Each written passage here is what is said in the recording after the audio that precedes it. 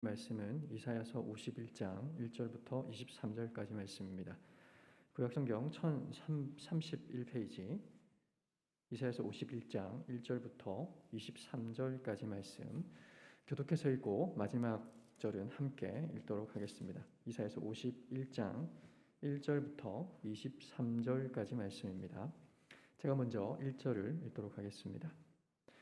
의를 따르며 여호와를 찾아 구하는 너희는 내게 들을지어다. 너희를 떠낸 반석과 너희를 파낸 우묵한 구덩이를 생각하여 보라. 너희 조상 아브라함과 너희를 낳은 사라를 생각하여 보라. 아브라함이 혼자 있을 때에 내가 그를 거두고 그에게 복을 주어 창창하게 하였느니라. 나 여호와가 시온의 모든 황폐한 곳들을 위로하여 그 사막을 에덴 같게 그 광야를 여호와의 동산 같게 하였나니 그 가운데에 기뻐함과 즐거워함과 감사함과 창화하는 소리가 있으리라. 내 백성이여 내게 주의하라. 내 나라여 내게 귀를 기울이라. 이는 율법이 내게서부터 나갈 것이니라. 내가 내 공의를 만민의 빛으로 세우리라. 내 공의가 가깝고 내 구원이 나갔은즉 내 팔이 만민을 심판하리니 섬들이 나를 앙망하여 내 팔에 의지하리라. 너희는 하늘로 눈을 들며 그 아래의 땅을 살피라. 하늘의 연기같이 사라지고 땅의 옷같이 되어지며 거기에 사는 자들이 하루살이같이 죽으려니와 나의 구원은 영원히 있고 나의 공의는 되어지지 아니하리라. 의를 아는 자들아, 마음에 내 율법에 있는 백성들아, 너희는 내게 듣고 그들의 비방을 두려워하지 말라. 그들의 비방에 놀라지 말라. 옷같이 죽음이 그들을 먹을 것이며 양살같이 종벌레가 그들을 먹을 것이나 나의 공의는 영원히 있겠고 나의 구원은 세세에 미치리라. 여호와의 팔이여 깨소서, 깨소서 능력을 베푸소서. 옛날 옛 시대에 깨신 것 같이 하소서. 라합을 점이시고 용을 찌르신 이가 어찌 주가 아니시며 바다를 넓고 깊은 물을 말리시고 바다 깊은 곳에 길을 내어 구속받은 자들을 건너게 하시니까 어찌 주가 아니시니까. 여호와께 구속받은 자들이 돌아와 노래하며 시온으로 돌아오니 영원한 기쁨이 그들의 머리 위에 있고 즐거움과 기쁨을 얻으리니 슬픔과 탄식이 달아나리이다. 이르시되 너희를 위로하는 자는 나 곧 나이니라. 너는 어떠한 자에게 죽을 사람을 두려워하며 불같이 될 사람의 아들을 두려워하느냐. 하늘을 펴고 땅의 기초를 정하고 너를 지은 자 여호와를 어찌하여 잊어버렸느냐. 너를 멸하려고 준비하는 저 학대자의 분노를 어찌하여 항상 종일 두려워하느냐. 학대자의 분노가 어디 있느냐. 결박된 포로가 숲에 놓을 것이니 죽지도 아니할 것이요 구덩이로 내려가지도 아니할 것이며 그의 양식이 부족하지도 아니하리라. 나는 내 하나님 여호와라. 바다를 휘저어서 그 물결을 뒤흔들게 하는 자이니 그의 이름은 만군의 여호와니라. 내가 내 말을 내 입에 두고 내 손 그늘로 너를 덮었나니 이는 내가 하늘을 펴며 땅의 기초를 정하며 시온에게 이르기를 너는 내 백성이라 말하기 위함이니라. 여호와의 손에서 그의 분노의 잔을 마신 예루살렘이여 깰지어다 깰지어다 일어설지어다. 내가 이미 비틀거름치게 하는 큰 잔을 마셔 다 비웠도다. 내가 낳은 모든 아들 중에 너를 인도할 자가 없고 내가 양육한 모든 아들 중에 그 손으로 너를 이끌 자도 없도다. 이 두 가지 일이 내게 닥쳤으니 누가 너를 위하여 슬퍼하랴. 곧 황폐와 멸망이요 기근과 칼이라. 누가 너를 위로하랴. 내 아들들이 공비하여 물에 흘린 영양같이 온 거리 모퉁이에 누웠으니 그들에게 여호와의 분노와 내 하나님의 견책이 가득하도다. 그러므로 너 곤고하며 포도주가 아니라도 취한 자여 이 말을 들으라. 내 주 여호와 그의 백성의 억울함을 풀으시는 내 하나님이 이같이 말씀하시되 보라 내가 비틀거름치게 하는 잔 곧 나의 분노의 큰 잔을 내 손에서 거두어서 내가 다시는 마시지 못하게 하고. 같이 읽겠습니다. 그 잔을 너를 괴롭게 하던 자들의 손에 두리라. 그들은 일찍이 내게 이르기를 엎드리라 우리가 넘어가리라 하던 자들이라. 너를 넘어가려는 그들에게 내가 내 허리를 땅과 같게 길거리와 같게 하였느니라 하시니라. 아멘. 목사님께서 격리 중이시지만 구령 열정을 가지고 이 시간 복음을 전달해 주시도록 하겠습니다. 시온을 위로하라라는 제목을 가지고 목사님 말씀 전해 주실 때 많은 위로 은혜 받으시기 바랍니다.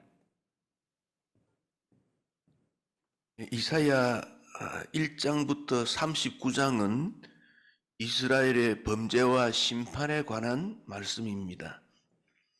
그러나 40장부터 66장은 하나님께서 회복시켜 주시겠다 하는 약속입니다. 오늘 본문에는 특별히 3절에 보면 나 여호와가 시온의 모든 황폐한 곳들을 위로하시겠다 그렇게 말씀하셨습니다. 이 위로라는 것은 어렵고 힘든 일을 당했을 때 격려하고 용기를 가져라, 다시 준비하라 그렇게 말할 수 있습니다. 그러나 위로할 수 없는 경우가 있습니다. 전쟁, 테러, 큰 사고 이런 일들은 어떻게 위로하겠습니까?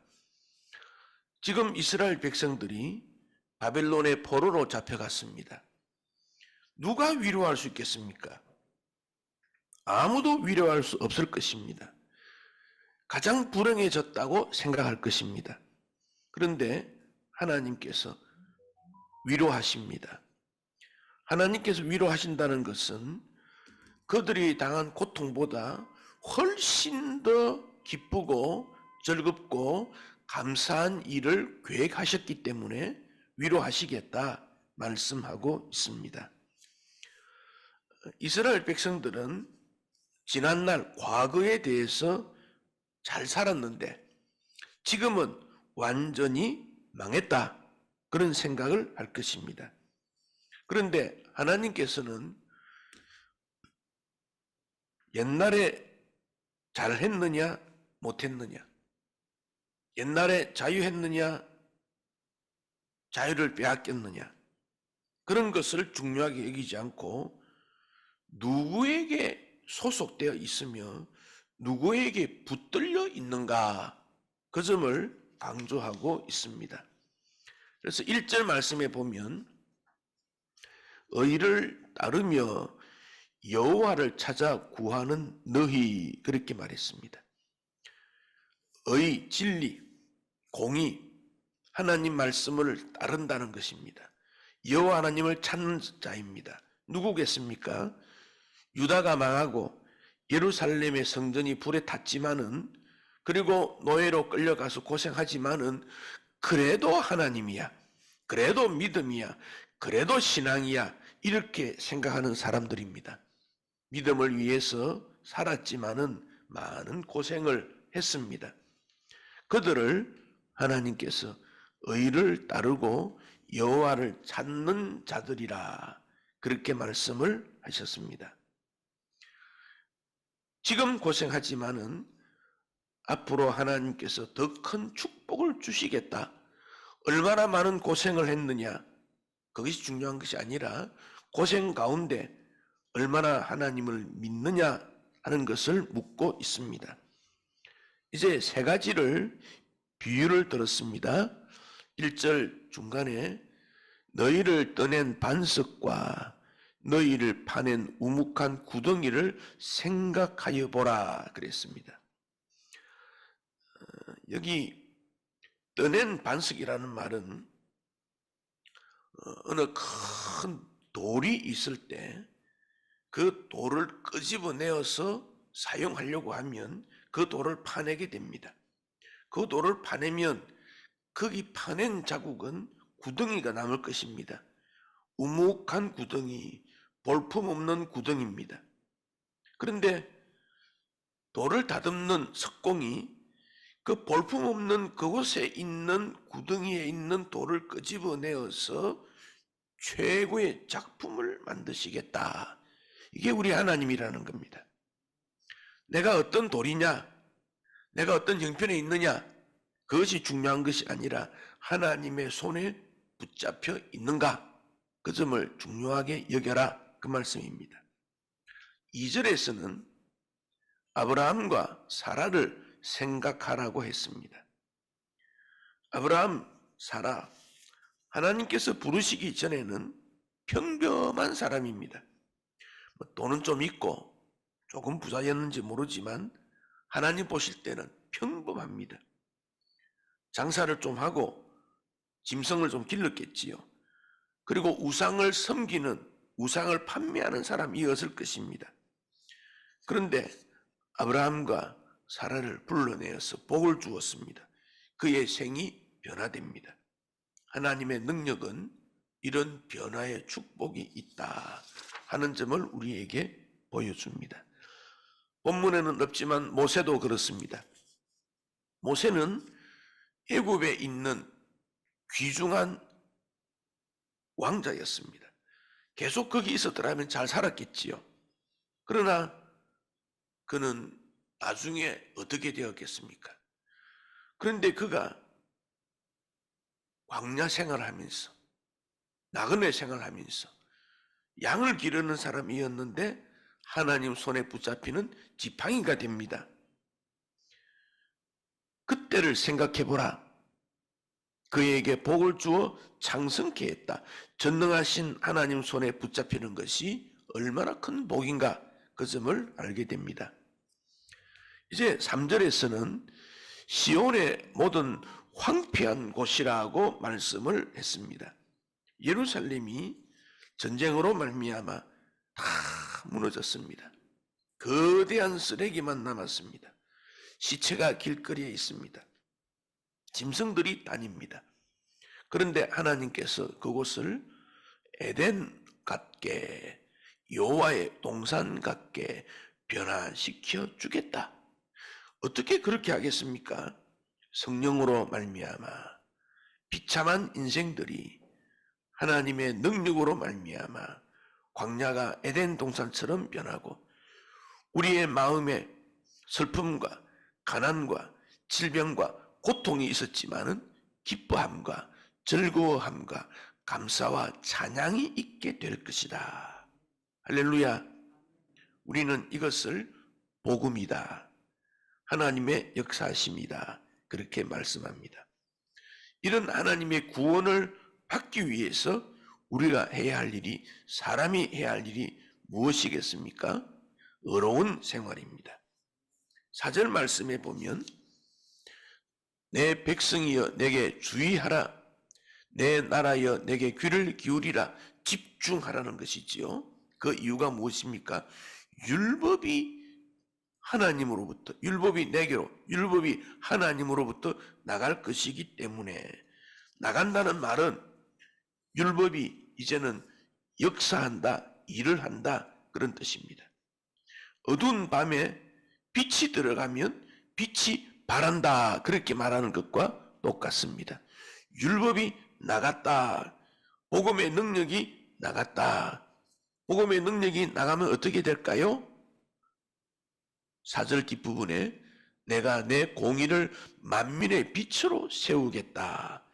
복음의 빛 앞에 인간의 모든 불의함, 모순이 가리워지게 될 것입니다. 그러므로 5절 내 공의가 가깝다, 하나님을 믿으면 하나님의 의로움이 우리에게 전가된다, 그런 말씀입니다. 나의 의로움이 아니라 하나님의 의로움이 우리에게 전가되기 때문에 우리는 예수 믿고 구원받는다, 그렇게 말씀하십니다. 그래서 5절에 내 구원이 나갔다, 즉 하나님의 구원이 효력을 발생하고 있다, 그런 것입니다. 지금 천국 문이 열려 있습니다. 하나님을 모르는 우리의 가족, 이웃이 하나님 앞에 나오면 됩니다. 구원받습니다. 하나님의 뜻이 이루어지게 됩니다. 그래서 6절에 너희는 하늘로 눈을 들며 그 아래 땅을 살펴보라. 자, 하늘과 땅을 보면 어떻습니까? 하늘과 땅은 영원할 것 같습니다. 그런데 6절에 하늘이 연기같이 사라진다 그랬습니다. 그렇게 되면 해, 달, 별도 없어지게 될 것입니다. 땅은 사람이 입는 옷과 같이 헤어지게 된다. 땅이 점점 이렇게 물러난다는 겁니다.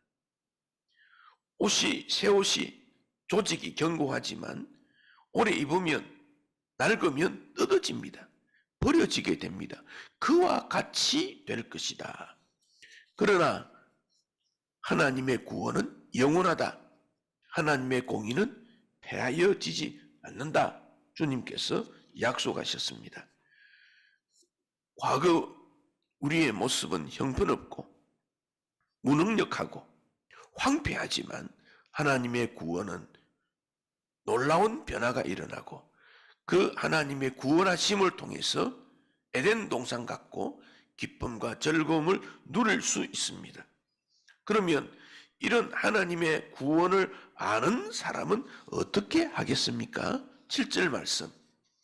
의를 아는 자, 마음에 하나님의 말씀 율법이 있는 백성들, 그들은 어떻게 해야 되겠습니까? 그들은 비방하거나 세상 사람들을 두려워하지 말라. 세상 사람들은 어려움을 모릅니다. 하나님 말씀 모릅니다. 그들이 비방한다 할지라도 두려워할 필요가 없습니다. 세상 사람들의 영광은 8절에서 사람이 있는 옷, 양털 같습니다. 그래서 조음이 먹고 양털이 헤어지고 사해지지만은 누더기가 되지만 하나님의 공의는 완벽하다. 그런 말씀입니다. 아마 사람들이 열심히 일을 해서 돈을 법니다. 조금씩 아껴 쓰면 오래 가겠지만 낭비하는 사람은 사라질 것입니다. 그러나 하나님의 백성들에게 작은 생수의 강은 보잘것없지만 점점 더 역사가 커집니다. 성령의 역사는 점점 더 커집니다. 구원의 역사는 점점 더 커집니다. 지금이 문제가 아니라 10년 뒤 미래를 보라는 것입니다. 출애굽 때 이스라엘 백성이 얼마나 힘들었겠습니까? 그러나 출애굽 후에 그들은 만족스러웠습니다. 감사해졌습니다. 능력이 임하게 된 것입니다. 그러므로 우리는 깨어서 구원의 말씀을 외쳐야 합니다. 9절 여호와의 팔이여 깨소서 깨소서 능력을 베푸소서. 하나님이 주무신다는 건 아닙니다. 하나님 늘 깨어 있는데 이 복음이 더 외쳐지기를, 여호와의 종들이 하나님 말씀을 깨닫고 복음이 외쳐지기를 그렇게 우리를 이루어 주십시오. 그런 뜻입니다. 여호와의 종들이 하나님의 뜻을 깨닫고 복음을 외쳐지기만 하면 9절 라합, 이 라합은 바다 괴물입니다. 라합을 점인다는 말은 토막을 내어서 버린다는 겁니다. 생선을 점인다. 생선을 잡아서 토막을 내어서 양념을 해서 먹기 좋게 하는 것. 라합이 그렇게 된 것입니다. 애굽이 바로가 출애굽 때 이스라엘에게 라합 같은 존재입니다. 용 같은 존재입니다. 그렇지만 하나님께서 그들을 다 물리쳤습니다. 사탄의 세력을 하나님이 물리치시고 하나님의 진리가 선포되면 승리의 노래를 부르게 될 것입니다. 11절 여호와께 구속받은 자들이 돌아옵니다. 찬양합니다. 시온으로 옵니다. 영원한 기쁨이 있습니다. 슬픔과 탄식이 달아나게 됩니다. 이제는 당당하게 주님 앞에 나와서 예배합니다. 찬양합니다. 기뻐합니다. 즐거워합니다. 놀라운 은총을 하나님께서 약속하셨습니다. 그러나 지금 이스라엘 백성은 어떻습니까? 바벨론이 두렵습니다. 예루살렘을 멸망시켰습니다. 포로로 잡아갔습니다. 두렵습니다. 이사야 선지자를 통해서 12절 너희를 위로하는 자는 곧 나 여호와 하나님이시다. 그러므로 왜 두려워하느냐? 두려워하지 말라. 마땅히 두려워할 자 여호와 하나님을 두려워해야지 왜 바벨론을 두려워하느냐? 그런 말씀입니다. 우리 하나님이 누구십니까? 위로자라는 겁니다. 위로자. 어려움을 당한 사람을 위로해 주십니다. 걱정해 주십니다. 위로해 주시는데 말로만 위로해 주는 것은 그렇게 힘이 되지 않습니다. 그러나 치료해 주는 위로자는 회복이 됩니다. 건강하세요. 말로 하는 것은 약간의 도움은 되지만 자신감을 주는 정도이지만 의사가 치유해 준다면 능력 있는 사람이 도와준다면 힘이 나지 않겠습니까?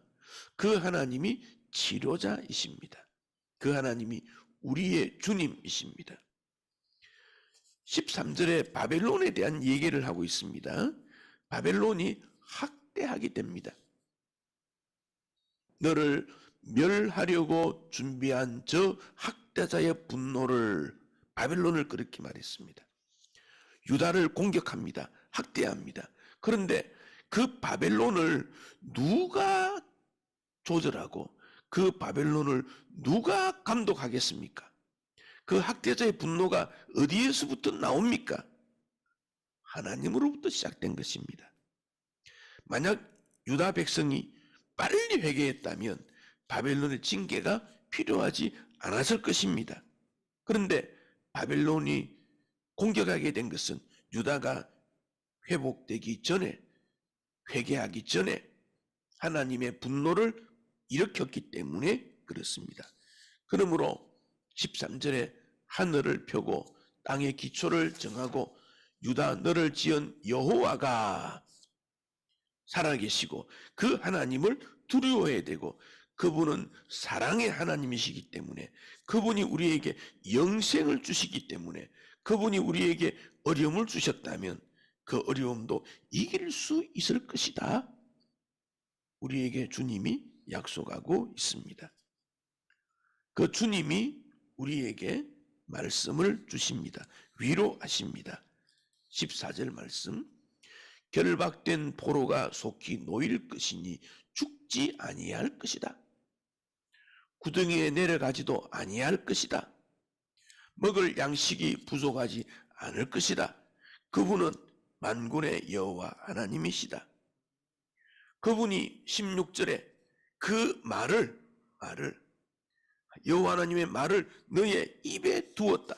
우리에게 다 책임 감당할 수 있도록 능력을 주었으니 이제 그 말을 가서 너의 백성들에게 말해라. 그 복음을 세상 사람들에게 전해라. 그 하나님의 사랑을 전해라. 그 말씀이 우리에게 복음이 와 있지 않느냐. 포로와 고통당하는 자에게 주의 말씀으로 위로할 것을 권면하고 있습니다.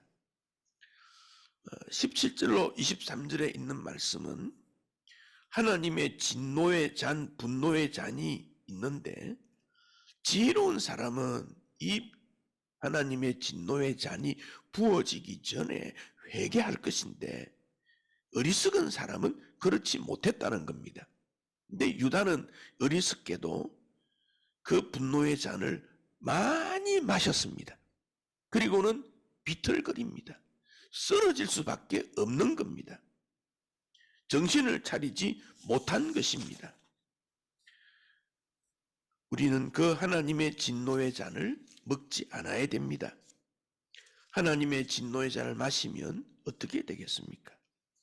하나님의 진노의 잔은 시간이 흐를수록 더 짙어지고 무겁습니다.